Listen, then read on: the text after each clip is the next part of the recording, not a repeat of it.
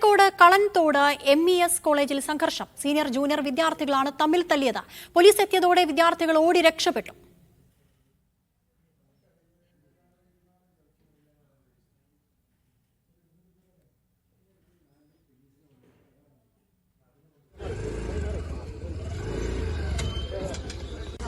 വിവരങ്ങളുമായി മുഹമ്മദ് അസ്ലം ചേരുന്നു. അസ്ലം, എപ്പോഴായിരുന്നു ഈ ഒരു തമ്മിൽ തല്ലുണ്ടായത്? എന്തിനാണ് ഈ വിദ്യാർത്ഥികൾ തമ്മിലടിച്ചത്?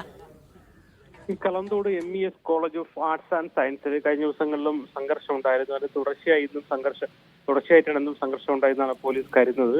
അവിടുത്തെ സീനിയർ ജൂനിയർ വിദ്യാർത്ഥികൾ തമ്മിൽ ബാച്ച് തിരിഞ്ഞുള്ള സംഘർഷമാണ് ഉണ്ടായത്. പോലീസിന് ലഭിക്കുന്ന ഒരു പ്രകാരം നേരത്തെ ഉണ്ടായ സംഘർഷങ്ങളുടെ തുടർച്ചയായി വാക്കേറ്റം ഉണ്ടാവുകയും അത് സംഘർഷത്തിലേക്ക് കലാശിക്കുകയും ചെയ്തു. പലയിടത്തും പരിസരം അത്യാവശ്യം നല്ല സംഘർഷത്തിലേക്ക് പോയി എന്നാണ് വിദ്യാർത്ഥികളിൽ നിന്നും പോലീസ് ലഭിക്കുന്ന വിവരം.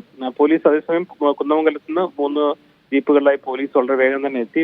പോലീസ് എത്തിയ ഉടൻ തന്നെ ഈ സംഘർഷത്തിൽ ഏർപ്പെടുന്ന വിദ്യാർത്ഥികൾ ഉടൻ തന്നെ ഓടി രക്ഷപ്പെടുകയായിരുന്നു. തുടർന്ന് പോലീസ് അവിടെ കുറച്ചു നേരം ഇപ്പോഴും ക്യാമ്പ് ചെയ്യുന്നുണ്ട്.